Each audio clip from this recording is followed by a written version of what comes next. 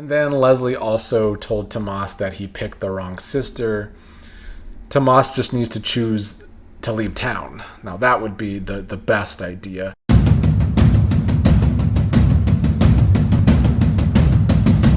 What's up, Beyond the Gates faithful?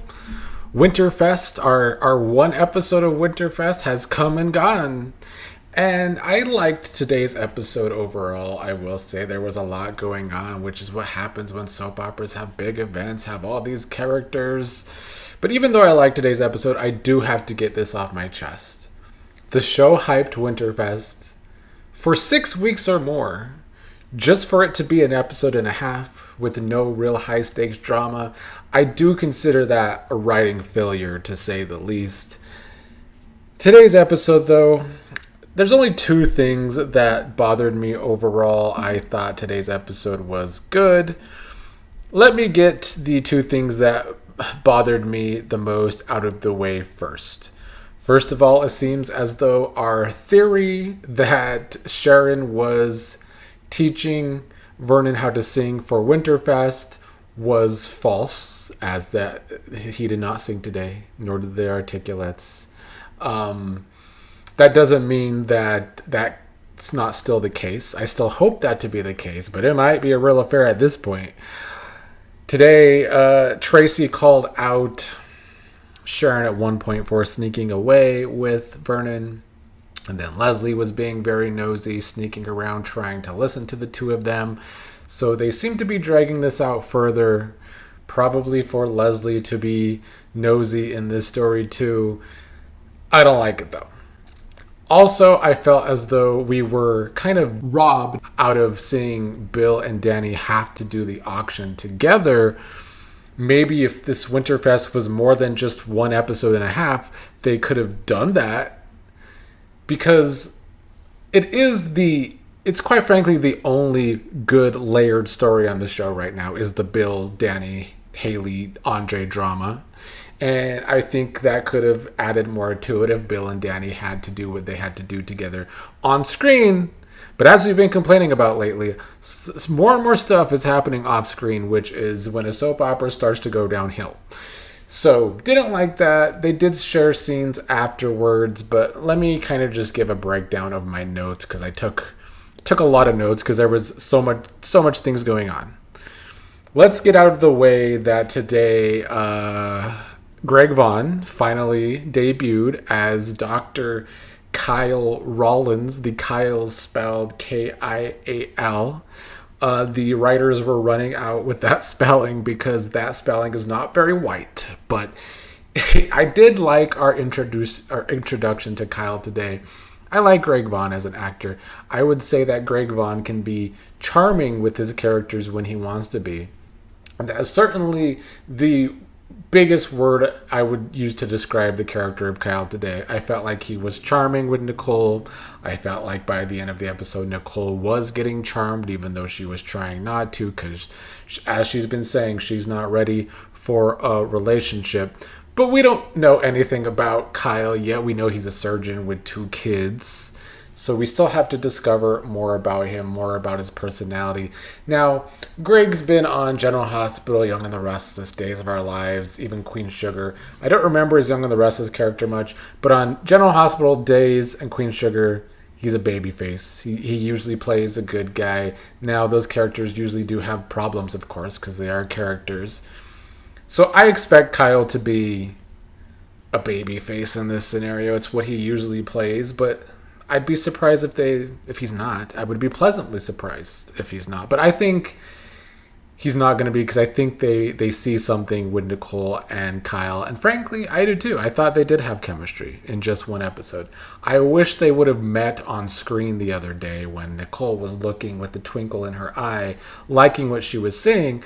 I think if we actually would have seen him that day, it would have made more of an impact on viewers for their potential coupling. The show has to stop skipping steps when it comes to couples. That would be great. We also learned that Ted and Kyle know each other because they're both surgeons. They've ran in that circle. Kyle's a traveling surgeon. And there was a little tension there because Ted outbid Kyle for 2 tickets to go eat somewhere or something. But and Ted did see them walk in together, and of course was a little jealous. So I don't know if we're getting a triangle there. I have no idea where Shanice plays into this, but I like it. It's a step in the right direction for the character of Nicole. I think the show does need new blood, and I think Greg Vaughan was a good choice. So I'm excited to see what they do with them. At one point today, Nicole was trying to help her drunk friend Vanessa, who was still hoping that Joey was going to come. Of course, got defensive with Nicole when Nicole realized he was sulking about Joey. Later, when she was drunk, she kind of got into it with Leslie and Marcel. But we'll talk about that in a while because, as I said, I have a lot of notes today. Let's circle to Tomas and Cat. I have them high in my notes. Last week, we ended with them potentially moving in together. Today, Cat's not ready, thankfully. I don't know why they would be ready because the way they've written these two as a couple has been poor. There's no reason to think, unless Cat's just going to be written as a naive character in a toxic relationship, there's no reason to think that Cat would be ready for this because the man just slept with her sister a couple months ago while they were still in a relationship. So yeah, I would say that would be moving fast to move in together. But after this conversation, Tomas once again showed his ass that he ain't shit by still going to Winterfest, even though Cat wasn't going, and told him why he wasn't going. But he wants to go because of there's firm partners there or whatever. The show has tried to write Tomas as this person who wants to move up the chain at the law firm. But this relationship does nothing for the character of Cat. And the writing does have to get better for Cat. I've been complaining about this for months and months. My biggest gripe was the Cat and Tomas relationship. But overall, I see why the Cat standum gets so upset because Martin wasn't at Winterfest today. Does that make him as selfish as Cat is? I mean, Nicole basically implied last week that Cat was selfish for not wanting to go to Winterfest while her brother didn't show up either. So I don't know. It's just more evidence that Nicole and Ted are just terrible parents. That's kind of what it comes down to. For two people that struggle to make children, apparently, they chose to be terrible parents to their children. Izaiah and Eva were cute today at Winterfest. I liked them. I'm seeing more and more sparks between the two, and the whole ice skating plot today, which of course we can't see it because they don't have an ice skating rink to use, but I like their whole little flirting afterwards where I guess Izaiah fell on the ice when Eva was trying to help him ice skate. He had never done it before. And he was trying to not make a "I'm falling for you" joke. That would have been a corny joke. They both played it off well. And I see sparks there. The character of Izaiah, though, I'm thinking is at some point going to lean more villain at some point. It's the way the writing has been for him so far. He's also a big complainer when it comes to wanting to do things or not wanting to do things, I've noticed. And just last week, he was really already ready for sex. So keeping my eyes on that character. They keep teasing him with Haley, too. And today was the first time Eva and Haley ever met, apparently, which is crazy. If they were going to set up this triangle, they should have done what I said they should have done 6 months ago on this very channel and made Eva and Haley friends. They were two people on the outs from the Duprees. It only made logical sense that they would become friends. But today they're meeting for the first time. But imagine if we had the build-up to them being friends and then they're in this triangle with Izaiah. It would actually mean more. But the writing doesn't seem to think of these things. We will move on to a little bit of Laura today. They continue to keep Laura around with the Leslie scenes, but first she was complaining to Jacob and Naomi about how it's hard for her to be around Leslie, obviously. Laura and Leslie got into a bickering match at some point because Leslie was trying to boss Laura around just because she was helping with Winterfest. Luckily, Mona was there for Laura to stick up for her. Marcel ended breaking that up. Leslie already seemed to realize that Marcel was working security at this event, which is what Vernon was hoping to be a big old secret, but clearly that didn't happen. She also noticed that Marcel was watching her all night.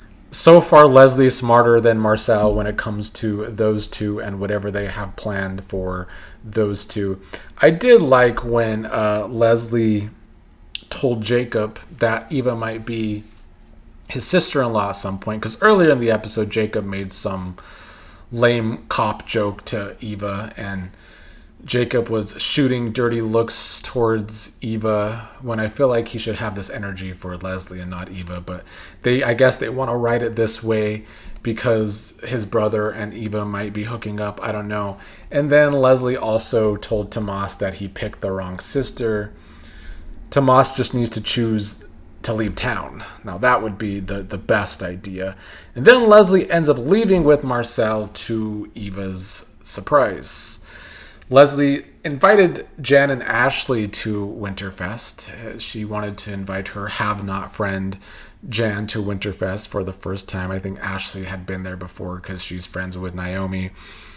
Andre and Dani arrived, with Andre and Ashley seeing each other and being awkward. He told Dani he didn't realize Ashley was going to be there. Bill and Haley later arrive, and Bill had his eyes on Dani all evening. Nicole had a good conversation with her sister today about how Dani actually seems happy and that she was wrong about Dani and Andre, and they weren't using each other. They actually make each other happy. And then Dani pulled Ashley aside to have a little conversation. Ashley saying she didn't realize that Dani and Andre's marriage was solid and serious, so I went to talk to him about my feelings. I don't know. Ashley looked as dumb as she usually does in that conversation with Dani. Like, I don't know how Dani was supposed to receive that information. I liked Dani laughing when Ashley was saying she doesn't know how to take Dani here because she pulled her gun out on Haley here at Haley's wedding to Bill, and Dani told her, "You're not Haley," and she's not. Ashley's just a boring old vanilla side character. I'm glad Dani had that confrontation with Ashley, and that Ashley told Dani that Andre made it clear that he's in love with Dani, and she respects that. Now, later in the episode is when we didn't get to see Bill and Dani do their auction thing together. They just had a little conversation about it. And then Dani kisses Andre in front of Bill. So Bill immediately wants to leave with Haley, but Haley has to go find her purse. So even though I guess we didn't get to see Dani and Bill do their thing together like I wish we would have, they still did keep this story flowing for this episode with Bill's jealousy, Dani actually being happy. And then I loved the lines at the end of the episode. Before Bill left with Haley, he tells Andre that he better treat Dani right. And Andre tells him that some people don't have to be reminded. Andre's been having great shots at Bill for months now, or at least a month now. Andre has had great lines calling out Bill for the way he treated Dani in their marriage all along. So good for Andre. And then, like I said earlier, Sharon. Tracy was worried that Sharon was sneaking away with Vernon, but unfortunately we're still going to have to deal with that. I did like drunk Vanessa. It's the only time I've stomached that character in months now. She was drunk, sad that Joey actually wasn't coming, even though he told her he wasn't. He told her ass he wasn't coming to Winterfest because she sounds stupid. They shouldn't be seen as lovers if they're in crime together. What was great about the Leslie and Vanessa scenes, and because Vanessa was drunk and she told Leslie and Marcel that they both get to move around in society free after nearly killing someone or actually killing someone, which was a shot at both of them because Marcel killed Kenny for Joey, thanks to Bill hiring Joey to do that. And then obviously Leslie tried to kill Laura What was great about those scenes, though, is when Ted arrived and drunk Vanessa was calling Ted Teddy to mock Leslie. Leslie was looking at Vanessa like, bitch, who are you? Who are you calling Teddy? You're calling my teddy bear Teddy? That made me laugh. Leslie's face was great during those scenes. I didn't get to screen cap it, but I did screen cap Vanessa sticking her tongue out at Leslie after Ted was walking away with her, and then later drunk Vanessa sent a picture of her and Ted together to Joey, I guess, to try and make Joey jealous. I mean, if they make Vanessa a drunk, it might do her a world of good as a character, because that's what they did to Doug. He was addicted to gambling, but then suddenly also an alcoholic. Vanessa clearly addicted to sex, going through the loss of her husband. Why not become an alcoholic? The downside of that is we don't get to see drunk Vanessa and drunk Doug together, which would have been a hoot. But Vanessa was an entertaining drunk, and I hope they keep her that way, because when she is sober, being her obnoxious self, she's my least favorite character on the show, other than maybe Ashley, I suppose. But that was today's episode. Lots of characters. We got our Winterfest, even though it wasn't anything super dramatic. At least this week, it does seem the effects of Bill being poisoned is gonna start hitting. So that's something. Hopefully, still Vernon is just going to sing for Anita and not actually a cheating ass bitch. But I guess we'll find out. And yeah, that was today's episode, and we will see what the rest of the week brings. I still think it's a downer that after all the hype for Winterfest, it was only an episode and a half. Excited to see what the show does with Greg Vaughan, though.